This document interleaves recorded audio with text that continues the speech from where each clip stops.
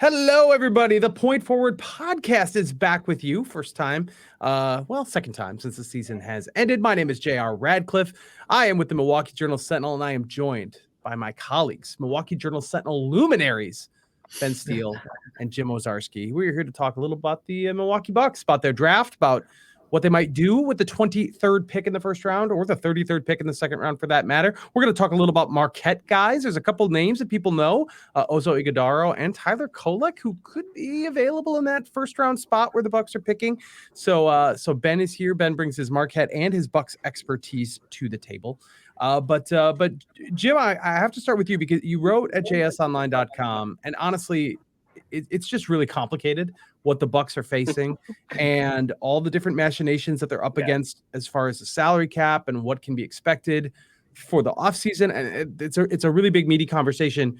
But even just keeping it to the draft is tricky because, like, I am not personally clear on if they expect to keep the 23rd player, the player that they draft, if that's going to happen or if it's definitely an asset that they're going to trade.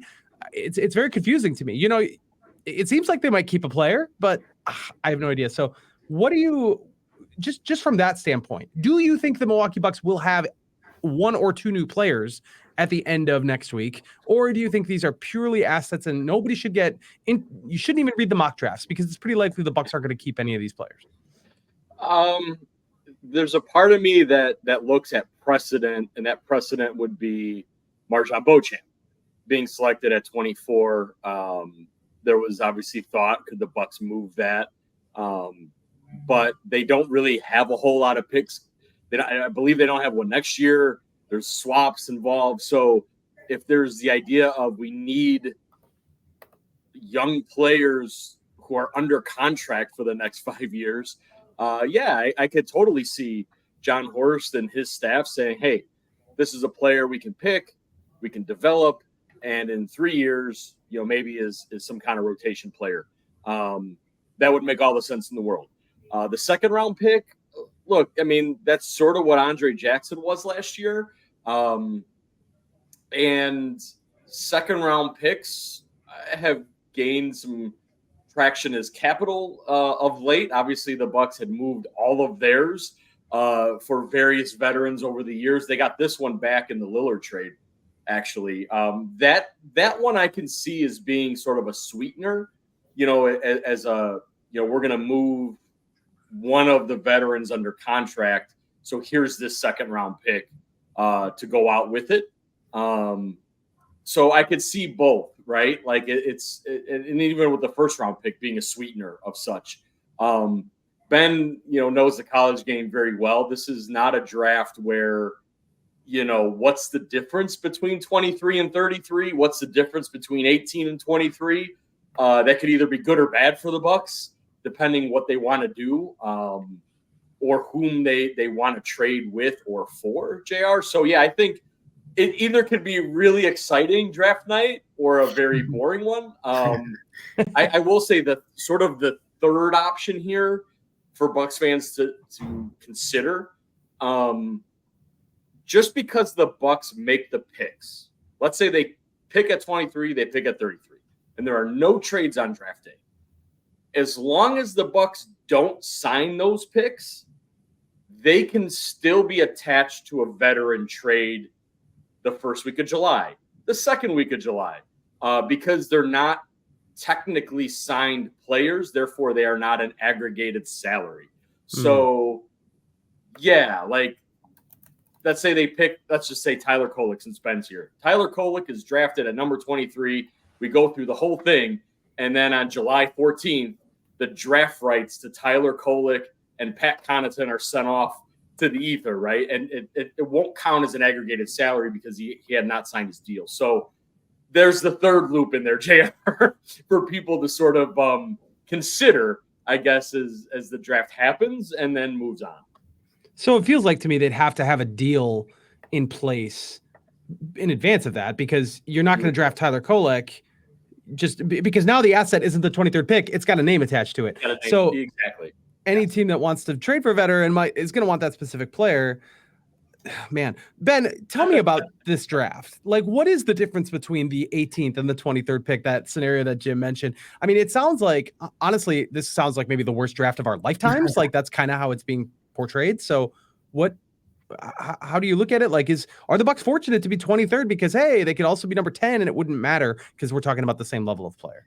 Yeah, honestly, there might not be a difference between like 12 and 58 whenever the last team picks, because two teams forfeited their draft picks. But, people have said this is the worst draft since 2013. But I would say for the Bucks, they got Giannis in that draft at number 15, right? When no one was expecting that. There's always players that emerge in any draft. This draft might not have like the top level stars, like the Zions, Anthony Davises that most drafts have at the top of the draft. But there's going to be players available in this draft. And, it's up to your scouting departments to dig through all this morass and find those diamonds in the rough. Yeah, if they could get another Giannis, that would be spectacular. They should absolutely do that, whatever it takes to get another Giannis. So Jim, I just one of the names that keeps bubbling up here as we talk about this stuff is Brook Lopez. Kevin O'Connor of The Ringer, who's one of my favorite guys. I've brought him up before, but he talked about how that could be a really interesting maneuver for the Bucks if they decide to change the way they look defensively. Obviously, Brook Lopez is getting up there, and if they decided to move him, the gymnastics that would be required to make that happen, as you kind of laid out, like it can't be multiple players for one player, or they're going to end up getting hard capped, which is going to completely limit what they can do going forward. So you've got to find a team that would be willing to take him and also be willing to kind of work with the way the money works. I don't even have a good handle on how this would work, but let's say the Bucks decided we are ready to move on from Brook Lopez. What comes next? How do they use the draft to make that happen or not happen? What are the roadblocks? What comes next if that's what their decision is? First of all, how ironic would that be if they move Brook Lopez to run a more very defensive scheme when Adrian Griffin, they thought that's what he was going to do, and then they re-signed Brook Lopez, and then they tried to do that, and then the guys didn't want to do it, and mistakes were made. That's a whole other thing. If that happens, Adrian's got to be sitting wherever he's sitting, being like. But anyway, to make this simple, okay, you mentioned The Ringer. The reason he brings that up is Bruce Brown makes $23 million on this team option with the Raptors. Bruce Brown is that 28-year-old wing defender, championship pedigree. The Bucks could literally trade Brook Lopez for Bruce Brown 1-for-1, easy peasy. Like the salaries match, the dollar for dollar matches. There's no aggregation on the Bucks side. I'm guessing the Raptors would want a sweetener. I just don't think they're ever 1-for-1s. Like, I feel there's always some sort of like string attached. That's easy. A harder one, let's say the Cavaliers hire Kenny Atkinson as their head coach. Kenny Atkinson says, hey, I want Brook Lopez. I want a stretch five to play with Evan Mobley. Jared Allen, hey, let's make that happen. Jared Allen makes $3 million less money. Oh, that on paper, that seems easy. But again, Jared Allen is younger. One more year on his deal. Burgeoning all-star. They're going to say, no, we want a little sweetener, so there's your picks. Oh, wait a minute. The Cavs are a luxury tax team. Now you have to consider it's not just moving, Bucks money or Bucks players. It's the constraints of the other teams. $3 million may not seem like a lot, but in Cleveland, when you're looking to sign Evan Mobley to a max extension, rookie extension, you're looking to sign Donovan Mitchell to an extension. The Brook Lopez $3 million this year, could be a problem for them, as they don't want to stay in this tax for years and years when those extensions kick in, guys. So that means, do they have to ship off Dean Wade to some third team? So, the dollar for dollar, 1-for-1 is possible. It would be really clean and easy for everybody.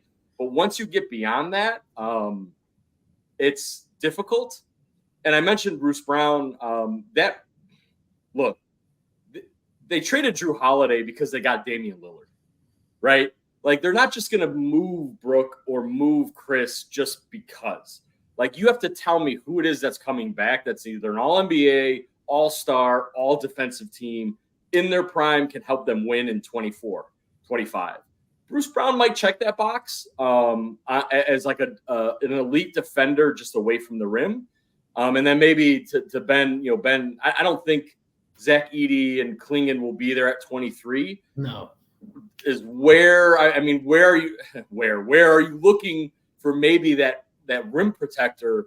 Because Giannis isn't going to do that for 82 plus, right? So, like, there's got to be – it's not just as simple as moving 1-for-1s or one in a pick, JR and Ben, right? Like, these guys – there's so much more into what the Bucks have to do to try to win a title next year than just, these trade machine transactions.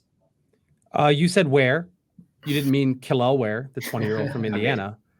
But that was a pretty good segue, I might say. Because, Ben, I want to know the players. I want to know the names of the guys that might be available here who could help the Bucks. Now, Zach Edey is a name that I think early on was seen as somebody in that lower 20s position, mid to lower 20s. But teams have either talked themselves into him or evaluators have, mock draft makers have, I don't know. But it seems like Jim just said, he won't be there. So not even maybe worth talking about if he fits, how he'd fit.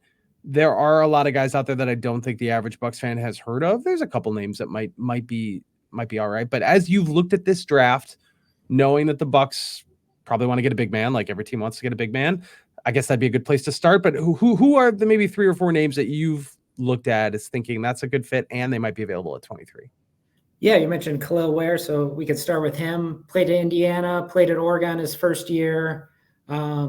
Very versatile big man, as most of these modern guys are. Can shoot it a little bit, block shots. The question with him has always been his motor, even going back to when he was recruited in high school. So that raises an automatic red flag there. These are the kind of flawed prospects that we're dealing with this far down in the first round. One guy that's pretty intriguing to me is Yves Missy from Baylor. I think I've seen his name kind of been connected with the Bucks a little bit on a few mock drafts that I've seen. Super athletic, rim running guy, lob catcher. Not quite in the Brook Lopez size mold. Moves a little bit better than him, but he still offers some rim protection that Brook Lopez gives. Those are 2 guys that I'm kind of intrigued by. If you want to go to the guard route, Tyler Kolek, we'll talk about him shortly. Some other guys, Keyshawn George from Miami. I've seen his name floating around in the 20s, but he is super young. He's still super raw. A lot with the guard prospects, you're going to get like a raw guy in the 20s. So I don't know if the Bucks want to go that route because it seems like they're going to want a guy that can plug and play right away with their championship window kind of closing a little bit in these next couple seasons. So I would go the big guy route. Yves Missy is probably the guy I would choose at that spot just because of his huge upside, and I think he can still play with his athletic skills right away. Yeah, this draft is so bad, guys. I mean, like you talked about. Well, JR, real quick. I mean, to Ben's point, Missy. So we're talking about trading Lopez and maybe drafting it, and Ben mentioned a rim runner. That's important to know because the reason Brook fits so well was you needed a big who could shoot threes alongside Giannis. Now you have Damian Lillard, and Lillard changes the geometry of the floor. You don't necessarily need a floor spacing 5.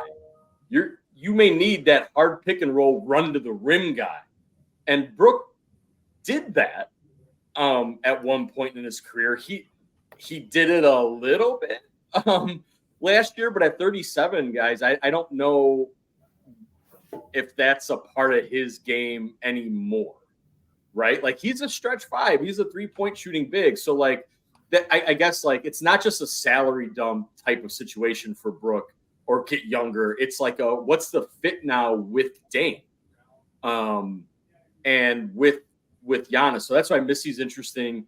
And Ben kind of mentioned the wings.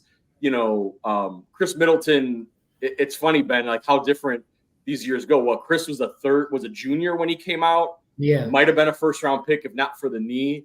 Like, I don't know if you've got polished scorers like that anymore. Like, Chris it took him a little while to figure that out in the NBA, but everyone kind of knew Chris could get his shot at it, right? And he was a second-round pick, and I'm sure we'll see his highlights as a second-round success story on day 2 of this, telecast, whatever. But to Ben's point about seeing who's there at 23 and those wings, like you're projecting maybe that a Kaisha George, for instance, could he develop a shot?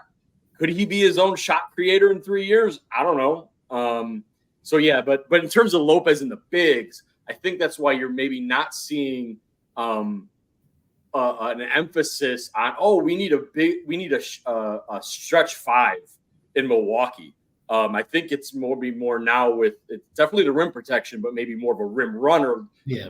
Dare I say Derek Lively type to fit with this current construct. I'm looking at the 2013 draft, Giannis's draft that you mentioned is maybe the worst. And I mean, there's an argument after Giannis that Victor Oladipo is unquestionably the best player in this draft. Now it's probably Rudy Gobert, who was taken 27th. Oh, there's so much Rudy hate. It's Rudy. Rudy is definitely number 2. Yeah, it's Rudy. I'm sorry. I'm sorry to Rudy. I apologize.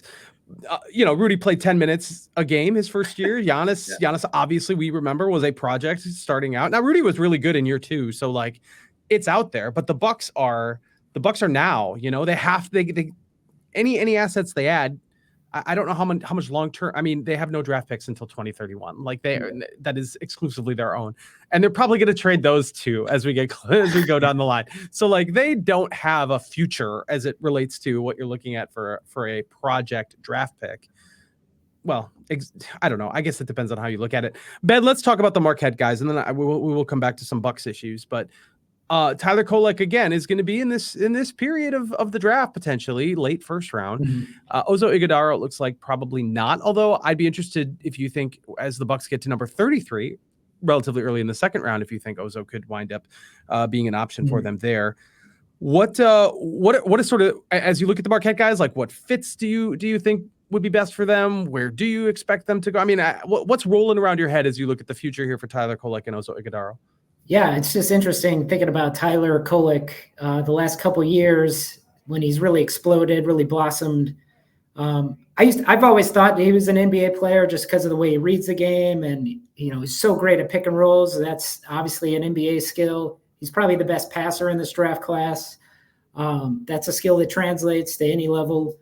I thought Tyler would I thought he would go undrafted 2 years ago when I was watching him play, and he would get in somebody's system, get in their G League team, work his way up to and have a successful NBA career that way.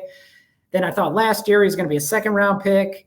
And it was like early in his senior season, last season with Marquette, that I was thinking, oh, well, this guy, like he's a legitimate first round player. And now like it seems guaranteed he's going to be a first round pick. We could say that's because of the weak draft class.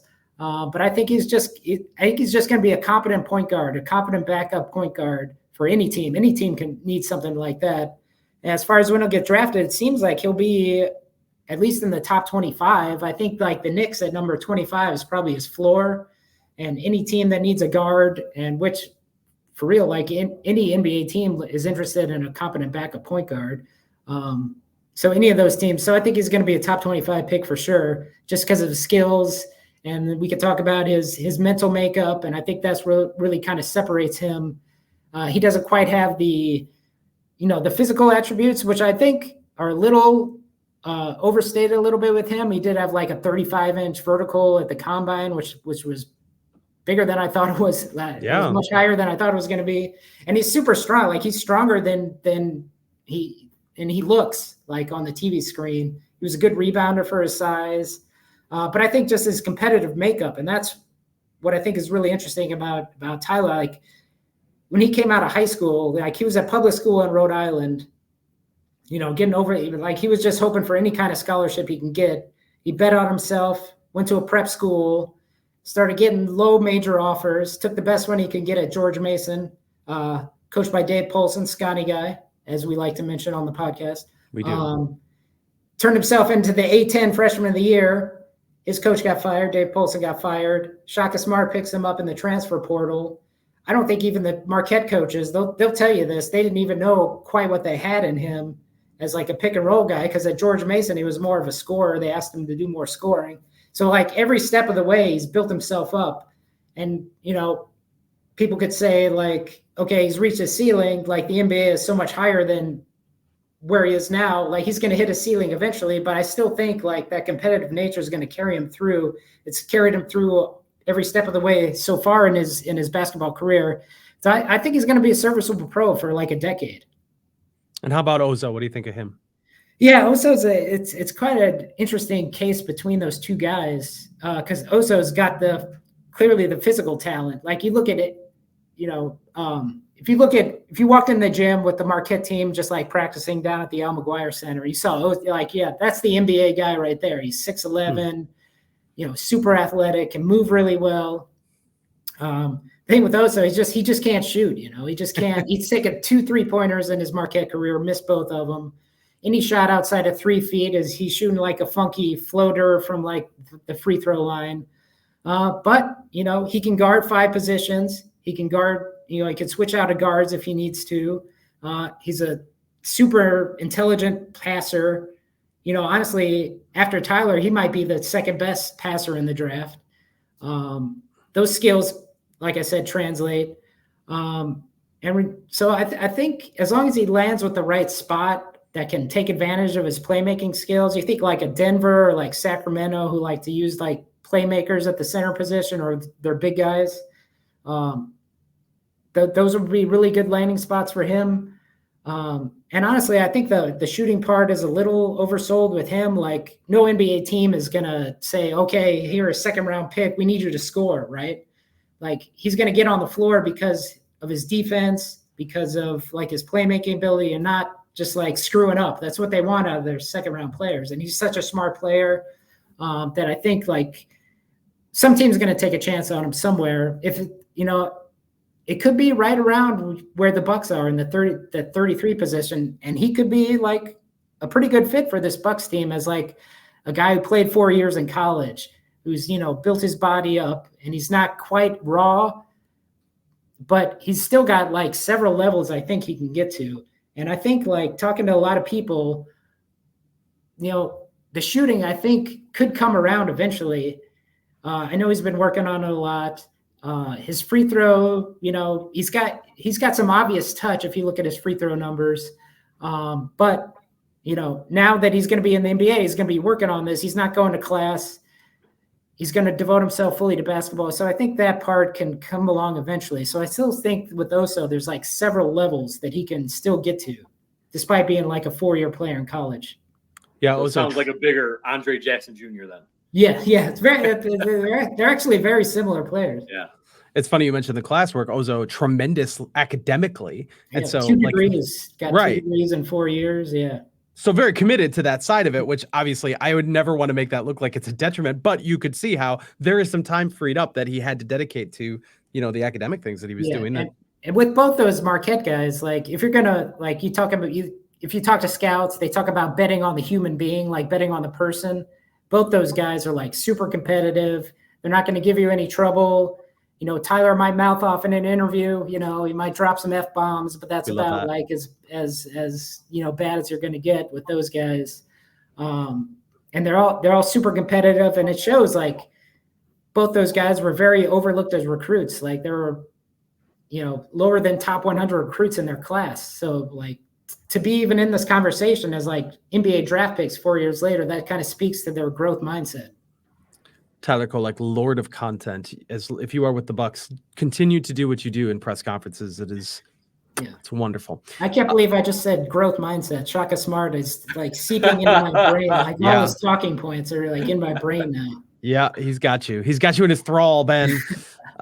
Jim, so let's pivot back to the Bucks. The Boston Celtics won the NBA championship. They did so convincingly. They had just a tremendously charmed path to the title as far as injuries and opponents that they drew, but they dominated. They lost 3 games in the entire playoffs. Wouldn't have even been enough to lose a playoff series, let alone any of the 4 that they play. They played 4 of them and end up triumphing. The Bucks I think even if they're at full strength, I think it'd be worth asking if the Bucks can rise to that level, can beat a team like the Boston Celtics going forward. I know you think they can, or at least based on our conversations in the past, you definitely think they can. We could get into some of the Drew discourse again if we want, even though I think we've kind of discussed that to some degree. But so even after seeing what Boston was able to do to the rest of the Eastern Conference and then the Dallas Mavericks, do you still feel comfortable thinking, if this Bucks team is fully healthy, if Giannis is healthy, if he gets that extra time with Dame and with Doc, that this is a team that can again contend for the title, even if Boston is back to the same level again? Yeah. I mean, look, they drew, and this is, they tried to win that last game in Orlando, but their seeding was lost when Giannis was healthy, and they dropped all those games, the crappy Washington and crappy Atlanta and whatever. They drew the one matchup in the East that was the worst one for them. It was Indiana. And then I still think if Dame and Chris don't get hurt and if Bobby doesn't get ejected, this is all different. But that's not what happened. They did get hurt. Bobby did get ejected. And here we are. But no, they are. If this run, look, the Celtics will give them their credit. They won 80 games. They dominated. Kudos to them. Drew Holiday probably punched his ticket for the Hall of Fame. And another gold medal this summer will probably do that if it's not already. That's saucy, by the way. That's a spicy take. You said that to me, and you're very confident in that. And I could see that. I could see that. Yeah, I think so. Look, Bobby Dandridge in the Hall of Fame. Yeah. There were no Olympic, pro Olympics teams back then, but he won 2 rings with 2 teams. Yeah. And he's getting a Boston bump. If people thought, whatever his role was in Milwaukee, he shows up in 2 cities. There's his first year and they win. Yeah. So, but now to the broader conversation, like the Celtics were deep, and they were able to withstand the Porzingis injury. I think some of what helped them were the injuries to the other teams. The Celtics don't have much for big teams. Maybe this calculus changes if Brook Lopez is traded and the Bucks are a smaller group. But as currently constructed, as we record this, the Celtics struggle against bigger teams. And they have no answer for Giannis. They could throw different bodies at Dame, but they don't. Chris is going to get his as well, just as much as maybe Jaylen Brown or Jason Tatum might get theirs. So the Bucks, look, this draft and this draft week isn't really so much about selecting these rookie players. It's more about their setup for free agency, which begins in earnest on June 30th, a couple of days after, guys. So, if they decide to keep their picks because they're like, look, we need to keep these picks for 4 years down the road, 5 years down the road. We need roster young guys to develop. That would make sense. That means they only have 3 roster spots to sign veteran free agents with. So that means you have to hit on those 3. You can't miss like Rodney Hood. You can't miss like Semi Ojeleye. You have to hit like Pat Connaughton, like Bobby Portis, to a degree Malik Beasley. Like it really narrows that pool of people you can sign for veteran minimum deals. That's all they can do. So yeah, they can definitely, if healthy, guys. That's my opinion. I just feel like they're set up for that. But it's just, how do you get there? They haven't been healthy for many, many years now in the playoffs. Even their championship run, they suffered injury. They were just deep enough to handle it when it occurred. And so that's up to John Horst and his staff to make sure they are deep enough with either 3 free agent signings and 2 rookies, or a trade and a couple signings and a rookie, to withstand any bumps and bruises that invariably will come their way. Jim, I'm just thinking about this as you're talking. Can you explain to me how Thanasis works right now with him being injured and possibly out for the year? Do they not have to roster him? Do they how does he figure into the whole template of the whole financial thing? Yeah, this is interesting. So Thanasis ruptured an Achilles while he was getting an open gym run in after the season. He's still under contract with the Bucks when that happened. The league year is in July. So being as he was a member of the Milwaukee Bucks, he is allowed to, even though he'll become a free agent on July 8th, whatever day that is, he will be allowed to rehabilitate at the Bucks practice facility. He was an employee, a member of the team when he was hurt. He is allowed to maintain that care, until he can go. And that's not a Thanasis thing. That's if he was a member of any team, he could do that, as long as the team and player were cool with that. In this case, I would imagine both are cool with that. Here's the interesting thing. So if he was Ben Steele, who ruptured an Achilles as a member of the Bucks working out, in that case, like the team goes on the road, Ben could not jump on the plane and go to the 10-day road trip because he is not technically a member of the team. Sure. He couldn't sit on the bench at home. He's not a member of the team. However, family members often travel with the team. Wives, girlfriends, cousins, brothers, parents. So Thanasis Antetokounmpo, the brother, could fly on the team plane to road trips and stay with his brother and be around the team. Couldn't sit on the bench. Couldn't be in any of those sort of team scenarios, but like he could be in the locker room just as a kid that's allowed in the NBA. So that's interesting. I've checked around the league with this. All of that is above board. None of that is like a cap circumvention issue.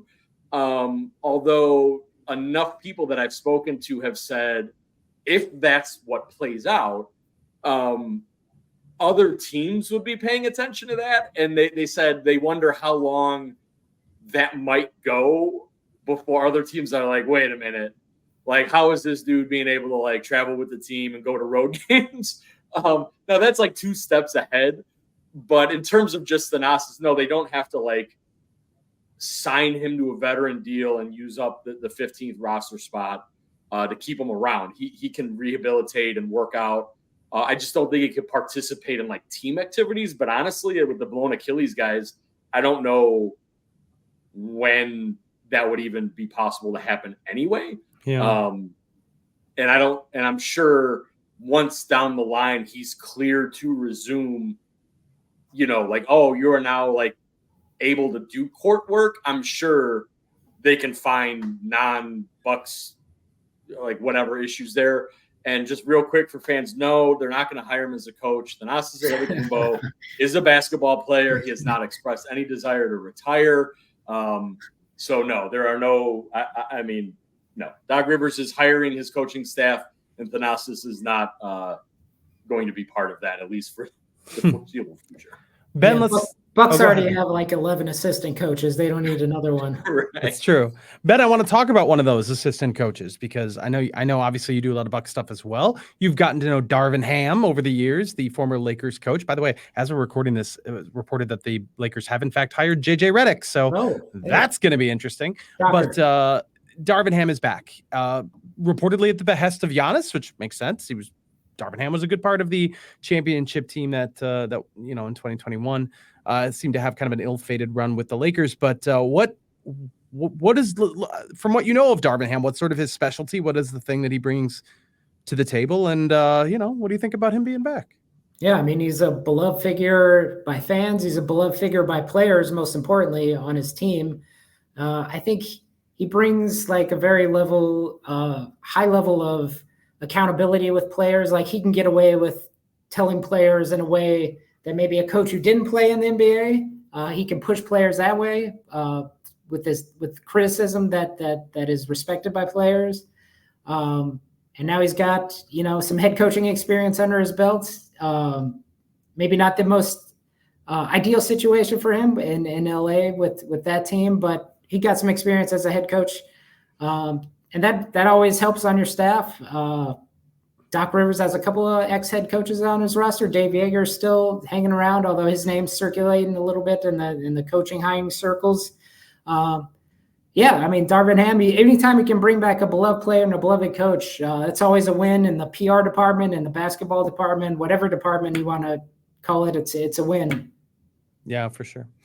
Before I let you guys go, I want to get your just maybe one or two questions that you really feel like are that you maybe don't have an answer to, that you're really fascinated to see unfold as we get into the final stretch of June here, the draft and the free agency starting. Maybe it's a name or two that really pops up as an actual legitimate possibility for the Bucks. Ben, I'll start with you, then I'll go with Jim. What, as you look at this Bucks team, what is still the thing that you want to know, or the thing that you don't have that really fascinates you in the next week or two? Yeah, I just, like Jim said, I don't want to cover the same ground, but I'm just fascinated on like what kind of deals they can work together. I mean, if they can package this pick in any kind of way, just that's what I'm interested in. I don't think any player that the Bucks are going to add at 23, 24 is going to, help their team next year just with this draft. So I'm just interested in any kind of moves they can make. All right, Jim, how about you? Yeah, look, media starts with me. And so I would love to cover a Tyler Kolek press conference in Milwaukee, and have a guy like that around.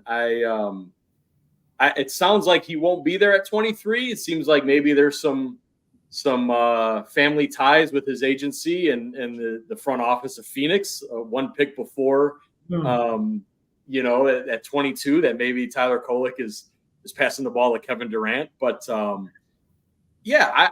like that, just in the sense of a more broadly, though, a more ready-made draft pick. Like Andre Jackson was sort of a ready-made defender to a degree. He fouled a lot, and then he had to come off the court. They're still waiting on Marjon Beauchamp. I get the idea of at 23, let's swing for the fences. Let's find the guy with all the measurables that are amazing, and maybe it'll be great. History says that's not going to happen. Yeah. So, and that's like, going back to whenever, all the 23 picks of all time. I mean, so I would personally go with the 3 to 4 year player who you're like, you know what, this person can do this thing in the NBA for us right now. That's where that's the type of player I guess I'd like to see them pick. But to Ben's point, they are so hamstrung by decision, by their own choice. I'd be fascinated to see if they do try to reshape the roster in some degree, but just to keep it to the draft. If they pick, that's the type of pick I'd like to see. And yeah, we'll take a Tyler Kolek F-bomb in the press conference and and see what happens there. I'm good with that. Similar to when Ricky Weeks was named associate manager, a little LFG, if you know the abbreviation. That's maybe we can get a similar thing out of Tyler Kolek. He is Jim Owczarski. The other guy is Ben Steele. They, of course, join me every so often here on the Point Forward podcast. We will be back again to recap the draft, probably as well as free agency. So you'll probably hear from us again in early July as we recap kind of what should be an somewhat refashioned, although pretty much the same roster for the Milwaukee Bucks. Probably won't be too exciting, but we'll see what we have here when July kicks in. Gentlemen, really appreciate you joining me today. We'll talk to you again very soon.